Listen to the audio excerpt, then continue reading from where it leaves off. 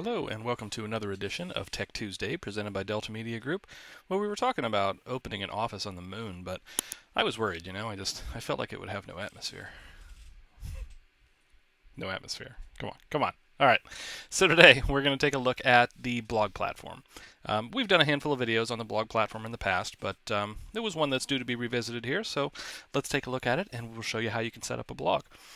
Now, one thing I will point out as we go through here is I'm going to focus more on just the building and creation of the blog and try to keep this down so that you're not sitting through a whole half-hour video here. So let's get this show on the road. First off, in order to get to the blog platform, we'll go to Marketing and then down to Blog. Now, if you don't find that link there, like with anything else, you can type Blog up here in the Quick Actions, and it will come up as one of the options here if it is available to you. You can see Marketing Blog, and it is an upgrade-only feature. So if you're not on the upgrade package, you will not have access to the blog system. Now, once you've found your way to this page, you can see that I have a blog set up, or at least one blog set up already under this account. And if you do have blogs set up, you can click this drop down here and select between them.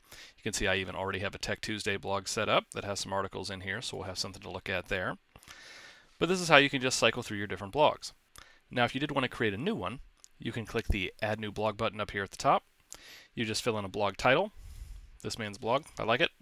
And then for your blog URL, it lays it out here in such a way to really describe to you exactly how this will show up. So we have your company site, or not your company site, rather, your agent website domain. And then you'll follow that by whatever you want your blog URL to be. So generally you'll always follow it with a forward slash, just like the example there. As you're typing in here, it will actually show you some tool tips to tell you whether or not things are available. So if I put a space in here, it's showing me the link's already been taken. At the end of the day, it's basically telling me that this link can't be used. So because we're talking about a page URL, spaces in it aren't going to work. So you can use forward slashes, you can use regular text, letters and numbers. You can also use hyphens and underscores. See if I put a hyphen in there. This hasn't been taken, so it knows that that's available. Now also you can't use things that are already taken, so a slash blog is already being used by another one. It wouldn't allow me to do that. Now in this case, it's not being used on this account anywhere, so we're fine. But you get the idea there. So we'll put underscore. So that's the general idea, and it is good to kind of name it after the title of your blog so that those line up. Now, the next thing you can do here is you can add a few feeds to your blog. So you can really add any RSS feed you get from any third-party blog to your own blog if you'd like. All that does is it will take the articles present in their feed and display them, usually just a piece of them on your blog, with a link to click through to their blog to read the rest of the article. So you can include other content that way. So if you're not updating your blog regularly, you can use these RSS feeds to make sure that there's some content in there even when you don't have time to add your own articles. Now, one thing I will suggest that you don't do here is just select all of these and add them, because then what you'll end up with is so many articles from these feeds just filling out your entire blog that it won't matter if you write articles because they'll just get buried by the ones coming in from these feeds. So generally you wouldn't want to add any more than one of these. You just click Create Blog and that will create your new blog. Now in this case I'm not going to create it because we already have a test blog here, but if I did create it, it would load up here, it would automatically be selected in this drop-down, and you would see no articles here because you haven't added any articles to that blog yet. So we'll go ahead and select our Tech Tuesday blog for our demonstration here. At this point I can click Open Blog, and that will open a new window with my blog open on my website. You can see I just have some test articles here. But this is what it would look like on my site, and it'll be loaded within your website's template, so yours will likely look very different than this. But this is a quick way that you can get in and open your blog page, how it will actually be visible. So we'll go back into the DeltaNET that I just still have open in another tab because this does open a new tab in your browser. So from here, we can get into actually creating the blog articles and configuring the blog. So what we'll do is just kind of run through each of these at a high level, and then we'll go ahead and create an article, and then you'll see what we're looking at here. So if I click on Categories, this allows me to set blog article categories, which we can use when we create the articles themselves. It's just a way of keeping your articles organized on your blog page. We have tags. This is a secondary way of keeping those articles organized. The idea is categories are these kind of big overarching primary categories that most of your articles will go in, so you generally only have a few of those. Whereas tags, you can apply multiple tags to a single article, and that's really the distinction. You can put an article in one category, but you can attach as many tags to it as you like. So these are kind of like keywords instead of categories. So what you would do is you would create all the tags you want here ahead of time, and then when you create your article, you'll have those available to choose from. Next we have authors, so it'll have you set up here automatically, but you can add additional authors if anyone else will be writing articles for your blog. You have feeds, so this is how you would see any feeds that you added when you set up the blog, and also how you would add additional feeds. You just click Add New Feed, put in a title for it. It will be an inbound feed because you are pulling the data from that feed into your blog, and you would just paste in that RSS feed URL right here. So you can see here's an example of one. So you'll have a URL that looks something like that you can paste in here and save it, and as long as it's valid, the system will pull the articles from that feed and place them on your blog page, sorted in order with your own articles. Next we have the domains. So if you do have multiple domains connected to your website, you can choose which domain this blog will load under. It's kind of special functionality. It's only really useful if, let's say you have blogs that cover different themes or different areas, and you have you only want them to show up under one domain or the other. So if I had a blog related to vacation rentals and I have a domain that goes to my website that is also kind of geared toward vacation rentals, then maybe I would have this blog load under that domain, and I would have a different blog load under a different domain for those that are coming to my website for like regular residential sales. So that's what the domains is essentially used for. Just any domain that you have attached to your website through the domains page will be available here, and then you can select the domain that you want this blog to load under. Next we have the template page, so we have a few different blog page templates you can choose from. So you can see I have this third one selected, so if I go back to my blog page, you can see that that is the template that matches there. So I do have the ability to just change that, and then click the Update Template button down here at the bottom, and that will use that template on my blog page. And then next we have the subscribers page. So what this allows you to do is subscribe customer groups to your blog. That way they will automatically get a notification whenever you add a new article to your blog. So you can see it takes a minute to load because I have a number of customers in here. But now if I wanted to subscribe anyone, I could just check the box next to them and then go down here and click Subscribe Groups for all, and that will subscribe anyone who is in any of the groups that I've selected up here. And then all of those people will receive a notification whenever I add a new article to this blog. Now you can also see current individual subscribers here. These are people who have gone to my blog page and actually used the subscribe functionality to subscribe as an individual. And then these are people who have been removed from that subscription, so people who have been unsubscribed before. And it's just a nice way to keep track of this, to see who's been unsubscribed so that you don't resubscribe them if they don't want to get those emails. And then down here, we have just a history of the emails that have gone out as you've added new articles, so those subscription emails that have gone out. So as we head back up the page here, we'll head over to Settings. So under Settings, we can modify our blog title if we choose. We can choose how our blog homepage article limit shows up. So really right now it says blog homepage articles are limited to 500 characters and a read more link is displayed. Without this checked, then that means on the blog homepage it will show all of the article content here. If this option were selected, then it would only show up to 500 characters of that article, and you would have to click on the article title to actually go through to the article page. When you do go to the article page, you can see it does load up the entire article. Now these are all, very short test articles, but you get the general idea there. Next, we have the ability to decide what shows up in the sidebar, so basically what functionality you want to include on your blog. So everything with show is shown and everything with hide is hidden. So if we go back to our blog page, this is the sidebar that's talking about.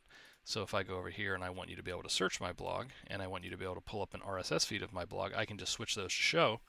And then when I save this page, down here with this save button, we'll go ahead and save it. And I go back to my blog and refresh it. You can see now we have a search blog field here that'll search just a full text search of all of my blog articles. And then we also have an RSS feed button that'll allow anyone coming to my page to get an RSS feed of that so that they can include my articles in their own blog if they'd like. One important distinction there is that that's not like plagiarizing my articles. It's really those links lead back to my articles. So I still get the credit for those even if someone else is using the RSS feed to share my articles on their blog. And when I say credit, I mean I get credit as far as like search engine optimization, that stuff. So moving right along, the next piece we have here is how the blog article names show in the archives instead of the article count for each year. So if we click back over here, you can see it shows the actual article name. With that checked, it wouldn't show the article names there. Next, we can choose article sharing. So this is kind of neat. If you're a member of a team, you can have the team's articles shared on your site, and then you can also have company articles shared on your site. So you can see here, company shared articles will be shown in this blog. By selecting that, that means all of the blog articles that the company makes for the company blog, if they select for those to be shared, they'll show up on my blog as well. Now, unlike a feed, those don't show just a snippet of the article and I click here to link through and read the rest of the article. Those actually display the whole article in my blog. Now, to kind of further customize that, I can use these options to select a specific company blog that will show up on my site. So if the company does have multiple blogs for different regions, for example, I could select only the one that pertains to my region, and then only the shared articles added to that blog are the ones that will show up on my blog. So it just gives you that level of customization there. And then next, if you are in a team, if you check this box, the blog articles that are written for the team website blog system will show up in your blog as well. So in a lot of cases, your site, you may not have a separate site from the team if you are a team member, in which case really all of these settings are kind of irrelevant at that point. But if you do have a site of your own and a blog of your own in addition to the team that you're a part of, this is what allows you to get those team site blog articles to show on your own blog as well.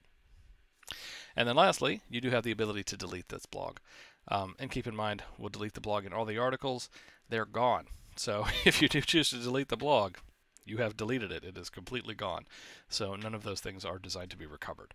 So just keep that in mind. Make sure that if you are deleting a blog, you know without a shadow of a doubt which blog you are deleting, and you are sure that you want all of its contents, all of its article contents, and the blog itself to be gone for good.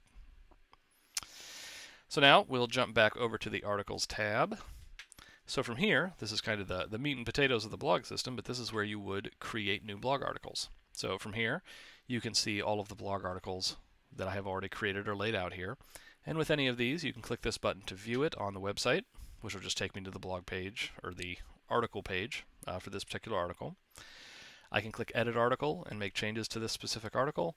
I can delete it, or in the case of a published article, so this was published quite a while ago, back in 2020, I can unpublish it if I want by just clicking this Unpublish button, and then it would no longer appear publicly in my blog. And then I could click Edit, and from that page I could republish it. So you do have the ability to, even an article that's been published a long time ago, you have the ability to unpublish that and then make changes and republish it on whatever date you choose. So that's kind of handy. Nothing is set in stone here as far as, once it's published, you don't have to delete it to get it off your blog. You can just unpublish it, make changes, and republish. So to create a new article, I'll click on Add New Article up here at the top. You see I have the ability to set an author, though I only have one author in this blog, so I only have one choice. I have the ability to choose from my categories, one category that this blog will, or this article will be in. I have the ability to select multiple tags here that will all be associated with this article. I can then give it a title. I can give it a link, and you can see we have some recommendations as far as how you should use that and how that should work. But the nice thing is you can basically set the URL of this article to whatever you want, and that can be something that differs from the title. But generally, you'll want to keep it the same as the title, or really just leave it alone, and the system will make it or build it based on the title of the article. Next, you can set a separate meta title, so this would be used by search engines and search results if this article did come up on the search results page. You can set a meta description, which is just designed to be a human-readable description of the content of this particular article. So you do have the ability to write that out there. You can put an overview page caption, so this is only applying to some blog article or some blog templates. So we have some custom blog templates, typically just the company level, where they'll show a blog overview, both with an image and a description or a caption. So that's what this is used for. So in most cases, unless you have a customized blog template, you won't have any use for either of these two settings. Well, I should say, you won't have any use for the overview page caption. Now, for the overview page image, that can work as a Facebook share image as well. So if you do create this article and then ultimately it is shared on a Facebook page, this overview page image is what we'll suggest that Facebook use for the article. We can't guarantee they will use it. It depends a lot on the image, and it depends on what Facebook chooses. But if you add this image, there is a pretty good chance that when this particular blog article is shared on Facebook, this is the thumbnail image that it will use. Next, we have an image caption. So it's the same thing, but it is a caption specifically for that image. Again, this will show up on certain blog templates. And then down here we have our blog article content overall. So this is this full WYSIWYG editor, the same as the page editor, or very similar to the page editor that is used when creating custom pages throughout the DeltaNET. But this is where you would write out the bulk of your article content. And because it is this WYSIWYG editor, it supports text formatting, embedding images, embedding links. So it really is a full-featured WYSIWYG editor here. So you can set things up however you'd like for your article content there. Next, you have the ability to allow Facebook comments on this article. So what this does is if you check this, it has this section down at the bottom of the article that allows people to log into their Facebook account and put comments on your article. If you do not check this box, this article simply won't allow those comments. Next, you have the ability to share this article if you are on a team. So you can set it as a shared article, and then other members of your team will have the ability to include this article in their blogs. And then lastly, you set a publish date, and that is the date that this article will start showing up publicly on your blog page if you choose to publish the article. If you just save draft, it doesn't matter what's set here because it won't actually set live at that point. However, if you do select publish, then whatever date is set here is the date that this article will essentially show up on your public blog. So there you go. So we'll cancel out of this. So that is how you can get a new article added into your new blog, or that article created. So the next thing you need to do is add this to your website, or a link to your blog to your website. So to do that, we're going to go to website and down to pages. And again, just like getting to the blog page, I could type pages up here and select it from that drop down. And now you'll find that any blog you've created is already in your page list here. So as I scroll down, you can see we have blog, and they are labeled blog, which is nice. But they're in alphabetical order based on the name of the blog. So if I scroll down here, there's my Tech Tuesday blog. You can see it's labeled as a blog. So to add a link to it to my website, I'll just click on it. There we go. So that loads it up over here. Now I can decide whether I want it to show in the navigation menu or the bottom links of my website, because that is what the current website theme I'm using supports. So I would select what I want there, hit Update Page, and if I selected for it to be added to the navigation menu, it will be added to this navigation menu list. Now from here, I can find it, and here's my Tech Tuesday blog, and I can just drag it to where I want it to be. So right now I could have it nested under this, so that actually creates a flyout menu. So I would have a Meet option in the top navigation of my website, and then that would have a drop-down menu that contains my Tech Tuesday page, and then my Tech Tuesday page would have another menu that appears as like a flyout menu under it that has a link to my blog. Now I could just drag it over here, and now it's part of my root navigation at the top of my site, or if I want it to just be the first item under Meet, I can drag it right there. So it's very easy for me to decide where it will show up in my top navigation, and then once I have that set up the way I'd like, I just hit save, and that's how it will appear. Now for bottom links, it's much easier. These can't be nested, and you can see it turns red if I try to. There are no drop-down menus in the bottom links on this template, or really on any template at this point. So all I can do here is I can change the order that they appear in my bottom navigation. And likewise, I would just click Save. That saves my navigation selection, and then that is where my blog will show up. So there you go. If you have any questions, comments, concerns, feel free to send an email to support@deltagroup.com or give us a call and we can walk you through this or whatever else you'd like. If you are getting anything out of these videos and you'd like to see more training videos, please like and subscribe to this video, and you can even click the notification bell, and then you'll get a notification every time we post a new video. So thanks a lot for joining me, and I'll see you again next week.